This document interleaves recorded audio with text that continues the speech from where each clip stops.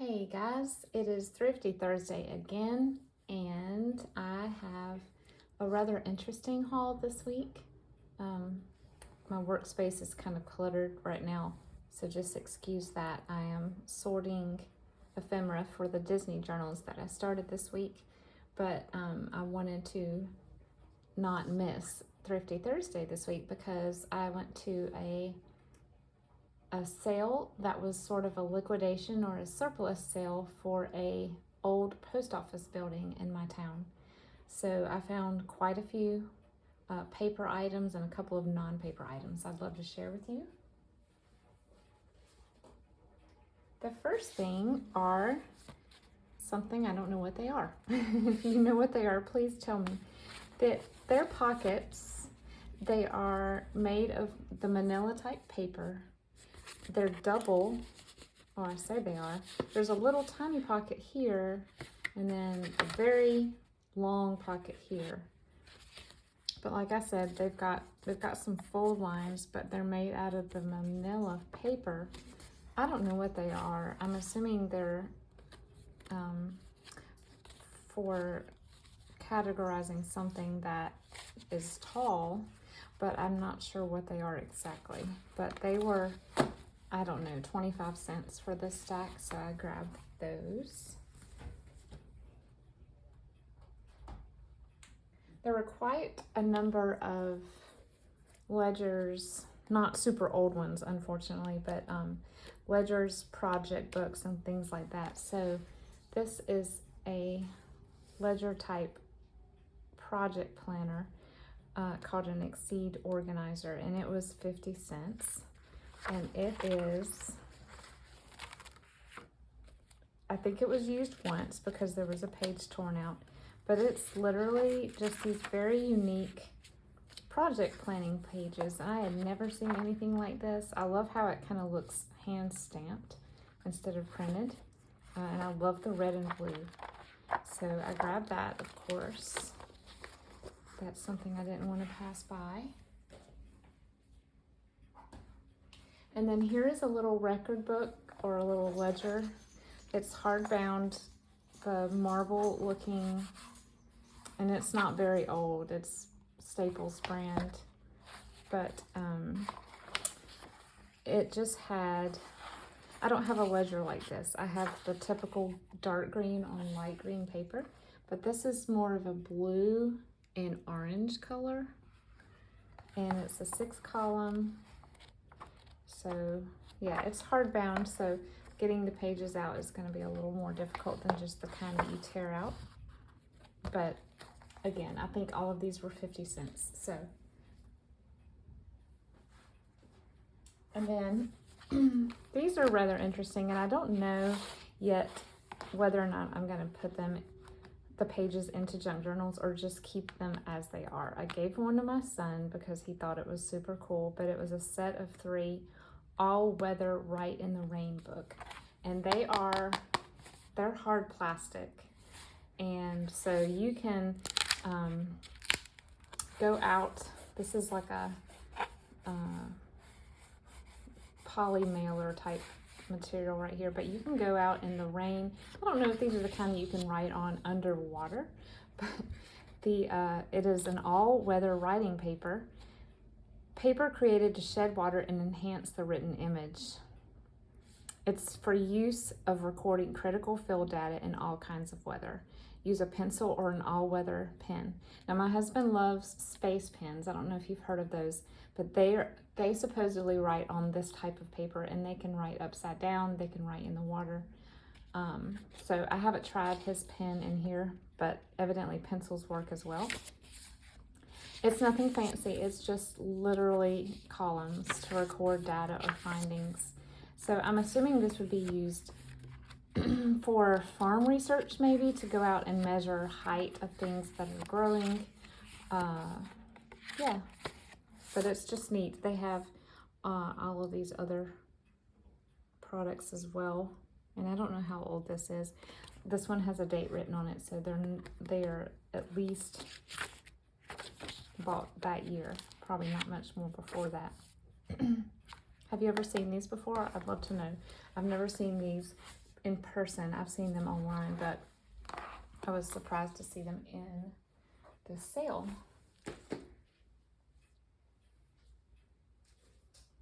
I don't have any parchment paper other than cardstock, so I have not even opened this. And I'm not a huge, I don't use cardstock very often in my journals, but the blue and the brown are probably the only two colors that I would ever use, and this is that blue-gray.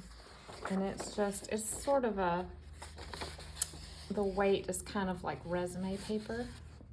And so this was 50 cents as well, and it looks like maybe only 1 or 2 sheets have been taken out. So that was unique because we're all looking always for different papers to add to our journals, right? We don't want to just stick with the same old lined paper and coffee or Kool-Aid dyed paper. So this gives me something extra to add in.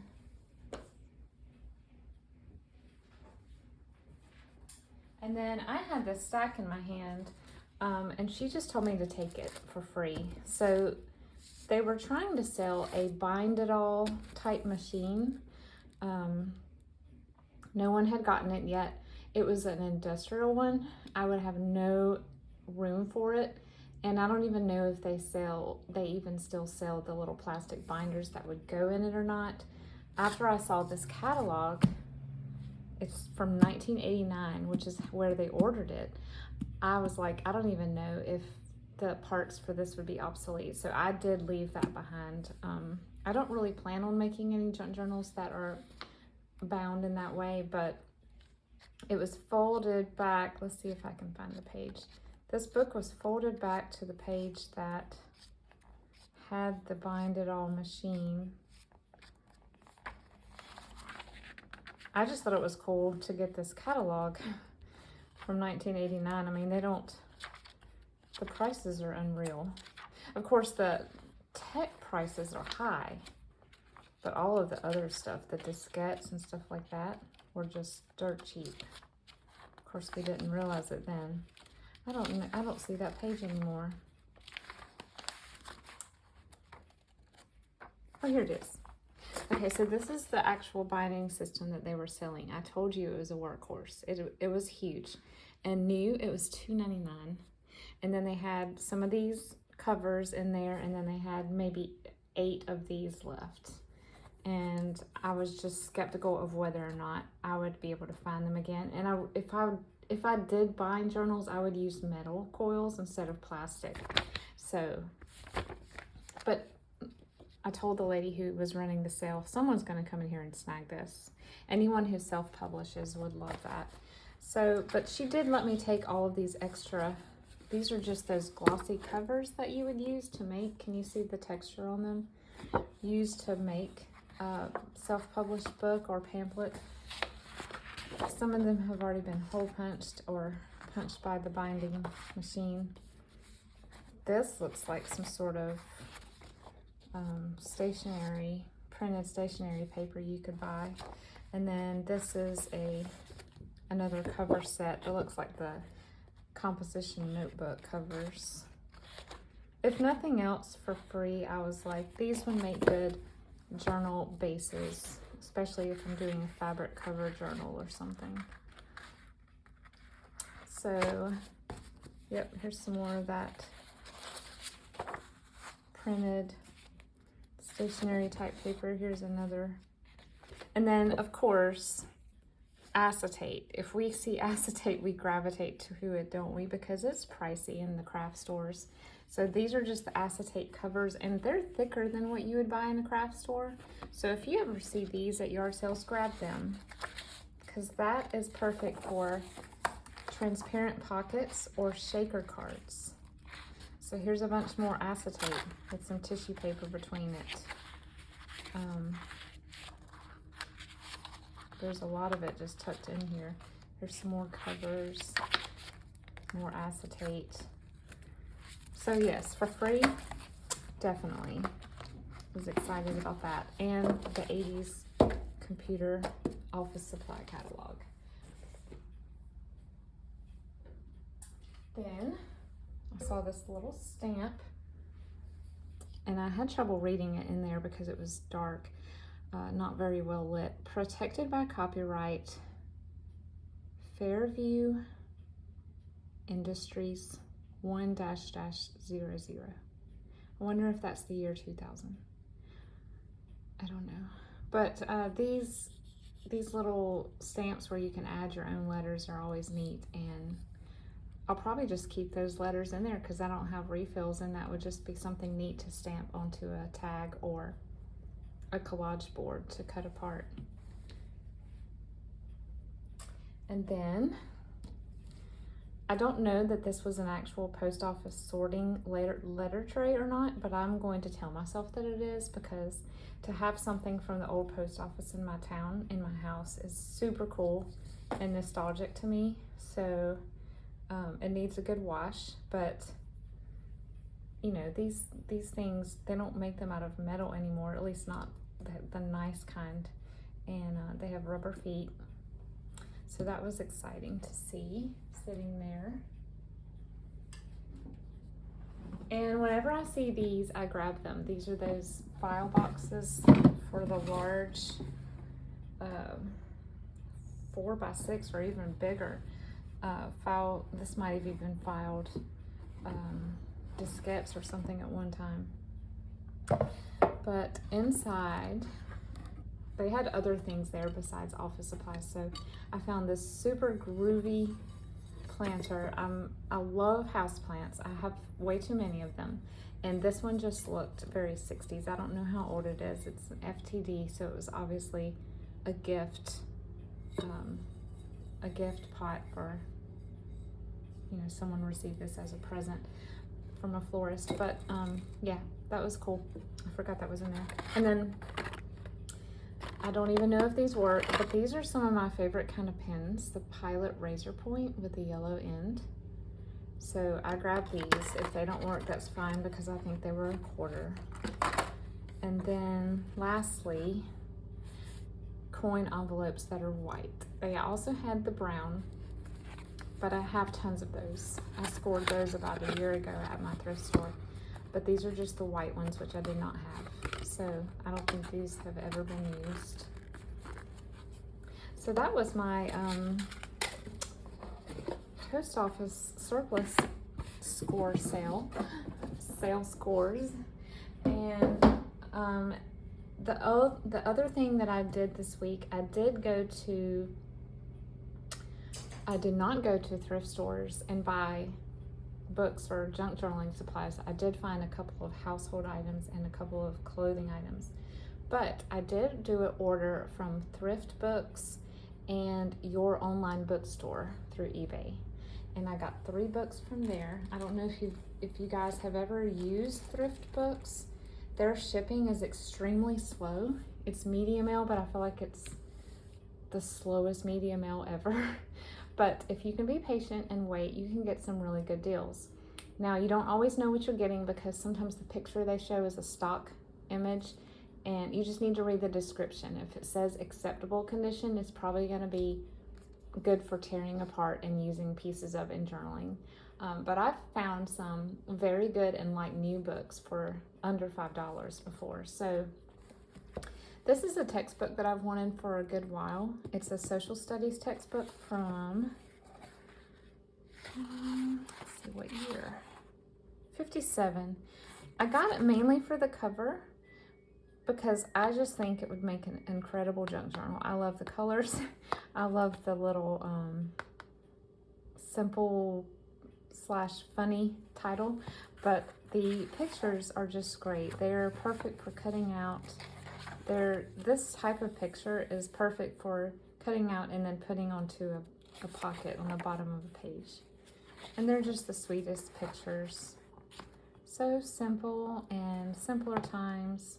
Well, except for this guy. They're about to have a fight. And teachers in schools and librarians, and how to live in a community, and getting to know the local shop owners, and just things that are simple pleasures in life that sometimes we forget about. So I love finding images like this, reminding me of simpler times and certain to use these in journals. And then I was able to get 2 books for my current Disney journal projects. I just needed a big fat book with stories in it and images that I did not mind cutting out. So this one has it.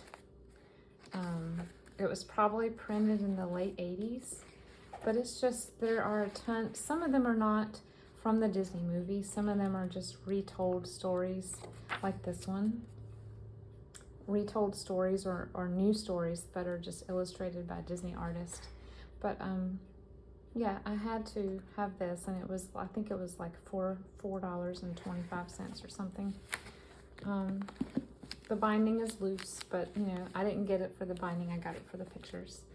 So, and then this is the new illustrated Disney songbook, and I love putting sheet music in my journals, but I didn't want to just use any sheet music in the Disney journals. So this one has mostly black and white photographs, but these are songs from Disney movies and shorts. So there are full-size images in here. You can see this one with Cinderella leaving the ball. But yeah, just perfect. This is exactly what I wanted. The pages are clean. You know, the only thing that would make it great is if this were color, but that's fine. And then you've got these huge images that would just be cool folded into a journal. So again, I think this was this might have even been $3. So if you have not checked out Thrift Books, and that's my first recommendation, or Your Online Bookstore on eBay. And Thrift Books is also on eBay, but they also have their own website. And if you spend $15 with them, you get free shipping. So please head over and check them out. They're both great. And please head over also to Sheree at Turquoise Dreaming, who so graciously hosts every week's Thrifty Thursday lineup. And if you would like to take part, it's an open collaboration, so if you ask her, she will add you to the list, and we can all learn and see from each other's thrift hauls. Get some new ideas for things that we can use in our journals.